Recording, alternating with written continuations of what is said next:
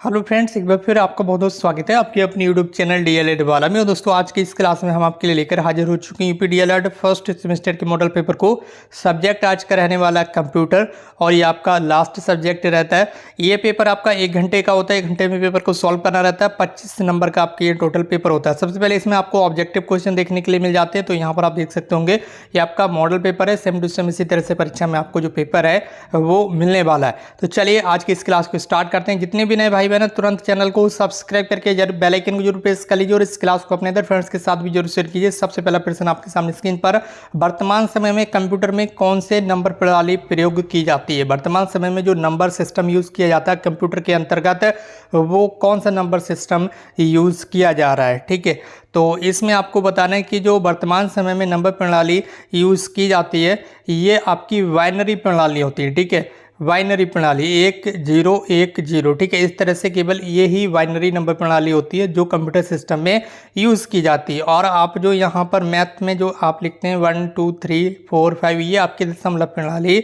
होती है। ठीक है, लेकिन कंप्यूटर के अंतर्गत ये जो वाली जो नंबर प्रणाली है ये यूज़ की जाती है, आपको ध्यान रखना। ठीक है, इसके साथ ही अगले प्रश्न को और हम यहाँ पर बढ़ रहे हैं, बट उससे पहले ध्यान दीजिएगा ये जो मॉडल पेपर है, ये जो पीडीएफ फाइल है, ये आप डाउनलोड कर सकते हैं फ्री में। आगे मैं आपको बताऊंगा वीडियो में, तो वीडियो में एंड तक बने रहेगा। आगे क्लास में आपको बताने वाला हूँ कि इस पीडीएफ फाइल, इस मॉडल पेपर को कहाँ से और कैसे आप डाउनलोड करेंगे। इसके अलावा एक बार फिर हम आपको बता दें, हम ऑलरेडी ठीक है सभी पेपर के मॉडल पेपर आपको एक बार दे चुके हैं और ये दोबारा से दे रहे हैं। ठीक है, ये जो मॉडल पेपर आज आपको मिल रहा है ये दोबारा से, यानी कि दो मॉडल पेपर सभी सब्जेक्ट के आपको मिल चुके हैं, जिसकी प्लेलिस्ट भी हमने चैनल पर ही बनाकर आपको दे दी है। तो प्लेलिस्ट में जाकर आप सभी मॉडल पेपर को आसानी से देख सकते हैं। सभी मॉडल पेपर की क्लासेस को अटेंड कर लीजिए, क्योंकि परीक्षा की दृष्टि से मॉडल पेपर आपके लिए बहुत ज़्यादा उपयोगी है। ठीक है, तो अगला प्रश्न आपके सामने स्क्रीन पर है। जो कीबोर्ड होता है, इस तरह से आपका आपने देखा ही होगा, कंप्यूटर के साथ जो कीबोर्ड अटैच होता है उसमें जो फंक्शन की होती हैं इस तरह से, जैसे F1 हो गया, ठीक है, F2 हो गया, ठीक है, F1 F2 F3, इस तरह से ये फंक्शन की कहलाती हैं। तो इनकी जो संख्या होती है वो कितनी होती है? इन फंक्शन की जो संख्या होती है फंक्शन की, ठीक है, फंक्शन कुंजी होती हैं ये। ठीक है, इनकी संख्या कितनी होती है? तो इनकी जो संख्या होती है वो आपकी कितनी होती है? 12। ठीक है, F1 से लेकर ये कहाँ तक होती हैं? F12 तक। ठीक है, तो इनकी संख्या टोटल कितनी होती है?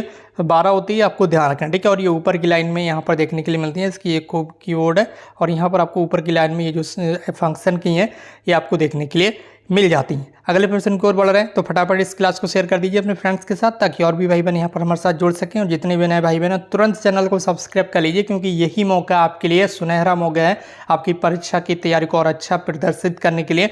प्रश्न संख्या 3 है, कर्सर की जो मौजूदा स्थिति है उससे बाईं ओर के एक कैरेक्टर को, ठीक है, ये आपका कर्सर है, मान लीजिए यहाँ पर ये ब्लिंक हो रहा है कर्सर, ठीक है, ये आपका कर्सर है, इसके बाईं ओर इस साइड के, ठीक है, एक कैरेक्टर, ठीक है, एक कैरेक्टर आपका कुछ भी लिखा हुआ है, जैसे कि यहाँ पर मान लीजिए ये आपका लिखा हुआ है, यहाँ पर लिखा हुआ है करने, ठीक है, करने लिखा हुआ है। ठीक है, अब आपका कर्सर कहाँ पर? का और रा, ठीक है, का और रा के बाद यहाँ पर है आपका कर्सर। ठीक है, का और रा के बाद, यानी कि रा और ना के बीच में, ठीक है, यहाँ पर है। अब इसके एक जो लेटर है आपका, ठीक है, जो एक कैरेक्टर है, इसको डिलीट करने के लिए, रा को डिलीट करने के लिए आप किस कुंजी को प्रयुक्त करेंगे? ठीक है, तो किस की को आप यूज़ करेंगे, यानी कि किस बटन का यूज़ करेंगे वो यहाँ पर आपको बताना है।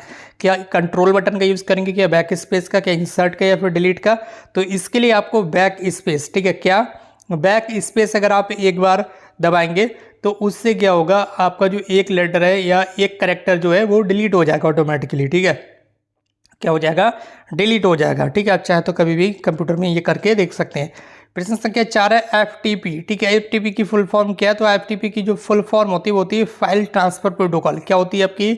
File transfer protocol, file transfer protocol. ठीक है, इसके बाद प्रश्न संख्या 5 आपका इसमें पूछा जा रहा है कि ऑनलाइन संसार के क्षेत्र में जो धोखे दिए जाते हैं, जो जालसाजी की जाती है, जो आजकल फर्जीवाड़ा किया जाता है ऑनलाइन, काफ़ी ज़्यादा देखा होगा आपने, किस तरह से लोगों को बेवकूफ़ बना दिया जाता है। सेकेंडों में, मिनटों में और घंटों घंटों कई कई दिनों तक भी बेवकूफ़ बनाकर रखा जाता है। तो वो किस तरह से रखा जाता है, उसके कितने सारे प्रकार होते हैं पूछा जा रहा है। क्या हैकिंग से संबंधित, क्या हैकिंग कर ली जाती है जिससे इसमें यहाँ पर धोखा दे दिया जाता है किसी व्यक्ति को, कंप्यूटर के ऑनलाइन संसार में क्या हैकिंग संभव है, या फिर क्रैकिंग से यहाँ पर आपको धोखा दिया जाता है, या फिर कोई लुभावने ऑफर आपको दिए जाते हैं जिससे आप धोखा खा जाते हैं, या ये उपर्युक्त सभी बातें सही हैं। तो दोस्तों ये उपर्युक्त सभी बातें बिल्कुल सही हैं। आजकल हैक कर लिए जाते हैं अकाउंट, ठीक है, आपकी जो आईडी वगैरह है वो क्रैक किए जाते हैं, पासवर्ड क्रैक कर लिए जाते हैं। इसके अलावा आपको लुभावने ऑफर दिए जाते हैं कि भैया 349 वाला जो रिचार्ज है ये आपको 149 में हम चिपका देंगे। तो आप लोग अगर इस तरह के लुभावने ऑफरों में आ जाते हैं तो फिर वहीं से समझ लीजिए आपका जो खेल है वो खत्म होना स्टार्ट हो जाता है। तो इस तरह के लुभावने ऑफरों में आप बिल्कुल भी ना आए। कहीं पर भी आपने सोशल मीडिया पर देखा होगा आपको इस तरह के ऑफर दिए जाते हैं कि भैया 2000 रुपये वाली जो चीज़ है ये आपको 200 रुपये में मिल रही है, फटाफट लूट लीजिए। तो ये लूट फूट कुछ नहीं होती, आपका जो पर्सनल डेटा है वो यहाँ पर कलेक्ट किया जाता है। ये चीज़ आपको ध्यान रखना है, ठीक है। इसलिए आप इस तरह के चक्करों में ना पड़ें, इससे आपका नुकसान हो सकता है, ठीक है। तो यहाँ पर हैकिंग से संबंधित भी यहाँ पर जालसाजी धोखा किया जाता है, क्रैकिंग से संबंधित भी होता है, और लुभावने ऑफर भी आपको दी जाते हैं। यानी कि तीनों बातें बिल्कुल सही, तो ऑप्शन डी आपका बिल्कुल राइट, ठीक है। प्रश्न संख्या 5 का राइट आंसर ऑप्शन डी आप मार देंगे। अगला प्रश्न आपके सामने स्क्रीन पर है, अति लघु उत्तरीय प्रश्न है, और यहाँ पर हम आपको बता देते हैं कि ये जो मॉडल पेपर इसे आप डाउनलोड कर सकते हैं हमारे टेलीग्राम ग्रुप से, ठीक है। वीडियो की स्टार्टिंग में हमने आपसे कहा था कि आगे हम आपको बताएंगे मॉडल पेपर कहाँ से डाउनलोड करना है। तो इस वीडियो के नीचे कमेंट बॉक्स में लिंक दी गई है टेलीग्राम ग्रुप की। टेलीग्राम ग्रुप से जाकर आप इस मॉडल पेपर को डाउनलोड कीजिए फटाफट और इसे रीड कर लीजिए। प्रश्न संख्या 6 है आपका, किसी भी फाइल को अपलोड कैसे किया जाता है। तो किसी फाइल को अपलोड करने के लिए सबसे पहले उस वेबसाइट पर जाना होता है वहाँ अपलोड के ऑप्शन को सिलेक्ट करके फाइल ब्राउज करते हैं, उसके बाद फाइल आपकी अपलोड हो जाती है, ठीक है। जिस भी जगह पर आप फाइल अपलोड करना चाहते हैं वहाँ पर सबसे पहले जाएंगे, ठीक है। वहाँ पर क्या मिलेगा, आपको सिलेक्ट करने का ऑप्शन मिल जाएगा। उसके बाद आप ब्राउज वाले बटन पर क्लिक करेंगे तो वहाँ पर आपकी सारी फाइल्स ओपन हो जाएंगे, चाहे आप वो मोबाइल में एक्सेस कर रहे हैं वेबसाइट को या फिर लैपटॉप, डेस्कटॉप, पीसी जहाँ पर भी आप यूज़ कर रहे हैं उसमें सारी फाइल्स आपकी आ जाएंगी। उस फाइल पर आप क्लिक करेंगे जिसको अपलोड करना चाहते हैं, फाइल आपकी ऑटोमेटिकली अपलोड होना स्टार्ट हो जाएगी, ठीक है। इसके बाद प्रश्न संख्या 7 है, कॉपी करने और पेस्ट करने की एमएस ऑफिस में शॉर्टकट की क्या है, ठीक है। तो कॉपी और पेस्ट की यहाँ पर कंप्यूटर में सभी जगह यही शॉर्टकट की यूज़ की जाती है, चाहे वो यहाँ पर एमएस ऑफिस हो, एमएस वर्ड हो, ठीक है, एमएस एक्सेल हो, एमएस पावर पॉइंट हो, ठीक है, या कोई भी आपका माइक्रोसॉफ्ट वर्ड ऑफिस हो, किसी भी तरह का यहाँ पर प्रोग्राम हो, सभी में आपका यही की यूज़ की जाती है, ठीक है। कॉपी करने के लिए मान लीजिए आप इसे यहाँ पर कॉपी करना चाहते हैं इस वाले शब्द को, तो इतने शब्द को आप यहाँ पर टेक्स्ट को सबसे पहले तो आप सिलेक्ट कर लेंगे, ठीक है। सिलेक्ट कर लिया, उसके बाद आप दबाएंगे Ctrl+C, ठीक है। कंप्यूटर में एक बटन होता है कंट्रोल का, वो ठीक है, कंट्रोल के साथ प्लस नहीं दबाना अपना, प्लस का मतलब है कंट्रोल दबाना है, जिसके आपने ये कंट्रोल का बटन दबा लिया और दूसरी फिंगर से आप सी का बटन दबाएंगे, दोनों को एक साथ दब गए तो ये जितना टेक्स्ट आपने यहाँ पर सिलेक्ट किया है ये कॉपी हो गया, ठीक है, कॉपी हो गया। आपने कंट्रोल दबाया और सी दोनों एक साथ दबा लिए, ठीक है, फिर उसे छोड़ दिया, ठीक है। तो ये जो टेक्स्ट होगा वो आपका कॉपी हो गया, ठीक है। जिस भी टेक्स्ट को आप सिलेक्ट करेंगे वो कॉपी हो गया। अब आप इसे दूसरी जगह ले जाकर, ठीक है, मान लीजिए यहाँ पर लाकर आप इसे रखना चाहते हैं तो आप कर्सर को सबसे पहले यहाँ पर लाएंगे, ठीक है। उसके बाद आप दबाएंगे कंट्रोल, दोबारा से कंट्रोल के साथ आप ये वाली बी दबा देंगे, ठीक है।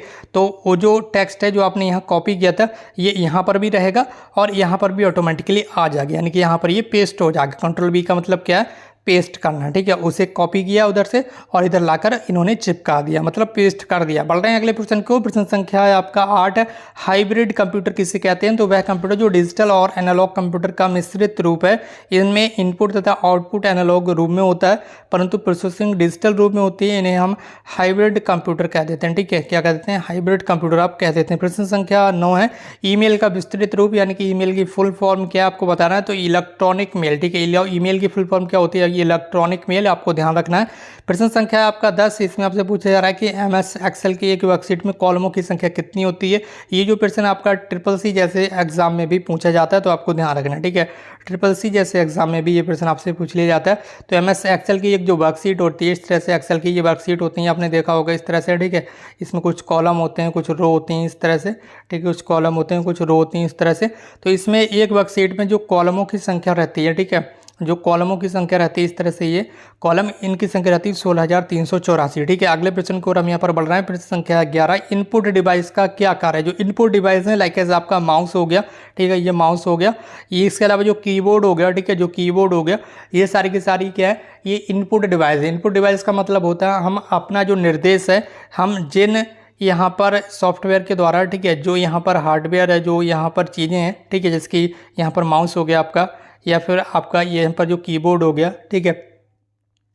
तो जिन डिवाइस के द्वारा ठीक हम निर्देश देते हैं कंप्यूटर से कुछ कार्य करवाने के लिए कंप्यूटर को निर्देश देते हैं जिन डिवाइस के द्वारा, वही डिवाइसेस इनपुट डिवाइस कहलाती हैं। जिसकी यहाँ बताया गया कि कंप्यूटर में आंकड़े और निर्देश प्रविष्ट करने के लिए हेतु इनपुट डिवाइस का प्रयोग आप करते हैं। कोई भी बात हमें कंप्यूटर से कहना तो कैसे कहेंगे, इनपुट डिवाइस के द्वारा ही आप कहेंगे। कुछ लिखना है तो इनपुट डिवाइस के द्वारा ही आप लिखेंगे, ठीक है। तो ये सारी चीज़ें क्या हैं, इनपुट डिवाइस हैं। अगला प्रश्न आपके सामने स्क्रीन पर है, प्रश्न संख्या है आपका 12 और यहाँ से अब आपके लघु उत्तरी प्रश्न स्टार्ट हो चुके हैं। सबसे पहले इसमें पूछा जा रहा है कि सर्च इंजन जो होता है आपका, सर्च इंजन, ठीक है, सर्च इंजन क्या है। सर्च इंजन से आप क्या समझते हैं, कुछ सर्च इंजनों के नाम भी लिख दीजिए। तो फटाफट यहाँ पर देख लेते हैं क्या सर्च इंजन। सर्च इंजन एक ऐसी तकनीक है जिसके द्वारा किसी भी विषय से संबंधित विश्वव्यापी सूचनाएं आसानी और शीघ्रता यानी कि जल्दी से प्राप्त कर सकते हैं। भारत में सबसे पहले सर्च इंजन 1994 में याहू नाम से बनाया गया था। भारत में सबसे पहले सर्च इंजन बनाया गया उसे याहू नाम से बनाया गया, बट ये लोकप्रिय ज़्यादा नहीं है। इसकी जगह पर आपका गूगल ज़्यादा यहाँ पर लोकप्रिय, ठीक है। जो गूगल है वो ज़्यादा लोकप्रिय हो चुका है। वर्तमान समय में इंटरनेट पर 100 से भी ज़्यादा सर्च इंजन है, परंतु एक भी सर्च इंजन ऐसा नहीं है जो समस्त जानकारियां पूर्ण रूप से प्रदान कर सके।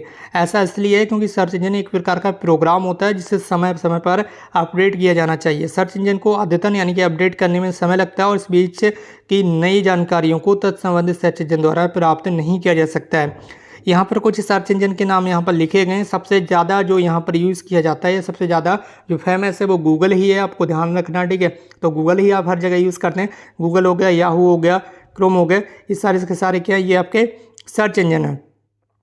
तो क्रोम सर्च इंजन नहीं है, ठीक है, क्रोम सर्च इंजन नहीं है, आपको ध्यान रखना, ठीक है। ये क्रोम सर्च इंजन नहीं है, ठीक।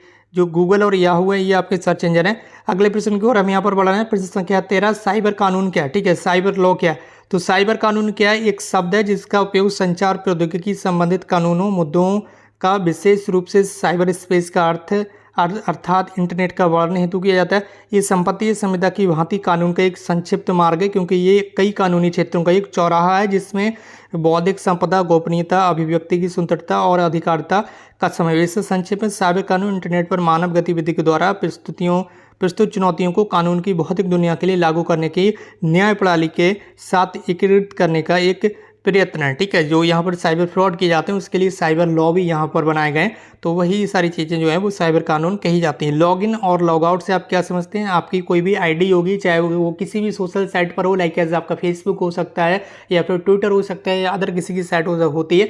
तो उस पर जब हम यहाँ पर अपने खाते में जुड़ते हैं, ठीक है, अपने खाते को एक्सेस करते हैं तो क्या करते हैं, उसे लॉगिन करते हैं, ठीक है।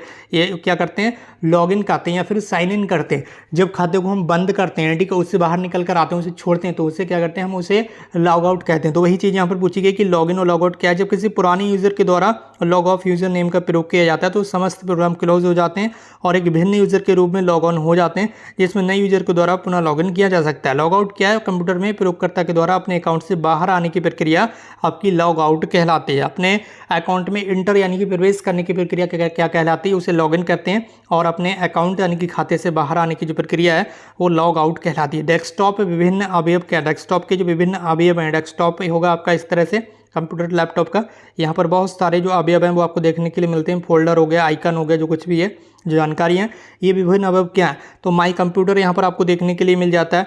माई डॉक्यूमेंट्स का फोल्डर यहाँ पर आपको एक देखने के लिए मिल जाता है। रिसाइकिल बिन भी आपको यहाँ पर देखने के लिए मिल जाता है। माई नेटवर्क प्लस भी आपको देखने के लिए मिल जाता है। इंटरनेट एक्सप्लोरर भी आपको देखने के लिए मिल जाएगा इसी में। टास्क बार ये होती है आपकी टास्क बार, ये भी देखने के लिए मिल जाएगी। स्टार्ट मेनू यहाँ पर कोने में आपको देखने के लिए मिल जाएगा। फाइल और फोल्डर भी यहाँ पर आपको देखने के लिए मिलते हैं। कुछ शॉर्टकट की यहाँ पर भी आपको देखने के लिए मिलते हैं। तो इस तरह से ये सारे एलिमेंट होते हैं जो कि डेस्कटॉप पर अवेलेबल रहते हैं। प्रश्न संख्या 16 आपका, कंप्यूटर के लाभ क्या है, के कंप्यूटर से क्या क्या अच्छाइयाँ यानी कि क्या फ़ायदे हैं कंप्यूटर के। तो इसमें निम्नलिखित फ़ायदे हैं। इसमें सूचनाओं का संग्रहण, विश्लेषण और नवीनीकरण का कार्य अत्यंत सरलता और दक्षता से अल्प यानी कि कम समय में हम कर सकते हैं। इसमें व्यक्ति जीवन के विभिन्न क्षेत्रों में किए जाने वाले महत्वपूर्ण निर्णयों के लिए नवीनतम यानी कि नई और सही सूचना आसानी से उपलब्ध हो जाती हैं। और अगला पॉइंट है यहाँ पर, कंप्यूटर का प्रयोग प्रारंभिक शिक्षा से लेकर उच्चतर शिक्षा, यानी कि आजकल तो कंप्यूटर का प्रयोग हर फील्ड में किया जा रहा है। ऐसी कोई फील्ड बची हुई नहीं है जहाँ कंप्यूटर यहाँ पर छूट गया हो, ठीक है, चाहे वो बैंक हो, रेलवे हो, साइंस हो, टेक्नोलॉजी हो, हर जगह जाकर देख लीजिए कंप्यूटर भरमार है। फिर से अगला यहाँ पर पॉइंट है, कंप्यूटर में संग्रहित समस्त सूचना सुरक्षित रहती है। कंप्यूटर की मदद में से किसी भी विषय का अध्ययन जो है वो बार बार किया जा सकता है, यानी कि उसमें से फाइल डिलीट नहीं होती ऑटोमेटिकली, जितनी बार चाहें आप उसका पढ़ सकते हैं, देख सकते हैं, यूज़ कर सकते हैं, जो कि शिक्षण में एक शिक्षक के द्वारा संभव नहीं होता है। ठीक है, अगला यहाँ पर पॉइंट है, कंप्यूटर से गहन जानकारियाँ प्राप्त होती हैं, जिससे शिक्षक और शिक्षार्थी को व्यक्तिगत लाभ भी होता रहता है। अगला पॉइंट है, कंप्यूटर के उपयोग से शिक्षा को अनेक आयाम भी प्राप्त हो रहे हैं। प्रश्न संख्या 17, कंप्यूटर की पीढ़ियों का वर्णन कर दीजिए। कंप्यूटर की अब तक कुल कितनी पीढ़ियां आ चुकी हैं? तो सबसे पहले कंप्यूटर की प्रथम पीढ़ी स्टार्ट हुई थी 1942 से, जो कि 1955 तक चली थी। उसके बाद सेकंड पीढ़ी 1955 से 1964 तक, जो थर्ड पीढ़ी आई थी वो 1964 से 1975 तक। उसके बाद चतुर्थ पीढ़ी आई थी 1975 से 1990 तक। 1990 से अब तक वर्तमान समय तक जिस पीढ़ी का आप यूज़ कर रहे हैं, जिस कंप्यूटर पीढ़ी का आप यूज़ कर रहे हैं, वो 5वीं पीढ़ी आपकी चल रही है। ठीक है, कंप्यूटर की। ठीक है, प्रश्न संख्या 18 आपका, केंद्रीय संसाधन इकाई। केंद्रीय संसाधन इकाई को इंग्लिश में आप सेंट्रल प्रोसेसिंग यूनिट बोलते हैं। सेंट्रल प्रोसेसिंग यूनिट को ही शॉर्ट में आप CPU बोलते हैं, जो कि कंप्यूटर का मस्तिष्क भी कहलाता है। कंप्यूटर का मस्तिष्क क्या है? CPU है। CPU की जो फुल फॉर्म होती है वो सेंट्रल प्रोसेसिंग यूनिट, और हिंदी में बोलें तो केंद्रीय संसाधन इकाई। ठीक है, तो यहाँ पर आप जो कुछ भी पढ़ रहे हैं ये आपका CPU के बारे में बताया है। तो CPU क्या है? निवेश इकाई के माध्यम से प्रविष्ट किए गए आंकड़ों पर प्रयोक्ता के द्वारा प्रविष्ट किए गए निर्देशों के अनुसार केंद्रीय संसाधन इकाई में प्रक्रिया की जाती है, यानी कि प्रोसेसिंग की जाती है। केंद्रीय संसाधन इकाई यानी कि CPU भी कहते हैं, इकाई को CPU भी कहते हैं शॉर्ट में। ठीक है, केंद्रीय संसाधन इकाई कंप्यूटर का विभाग है जहाँ पर सूचनाओं की गणना का उनका विश्लेषण होता है। ठीक है, तो इसमें आपको बताना है। बाकी यहाँ से आप देख लीजिए, ये आपके आंसर की आ गई। ठीक है, बाकी इस चैनल को सब्सक्राइब करके बेल आइकन को प्रेस कीजिए, और आज का ये पेपर यहाँ पर समाप्त होता है। जितने भी नए भाई बहन तुरंत चैनल को सब्सक्राइब कर लें, इस क्लास को शेयर करें, और आप हमारे साथ इस तरह से बने रहें। बाकी दोस्तों आज की इस क्लास को यहीं पर समाप्त करते हैं। हमसे जुड़ने के लिए बहुत बहुत धन्यवाद। Thank you so much for connect.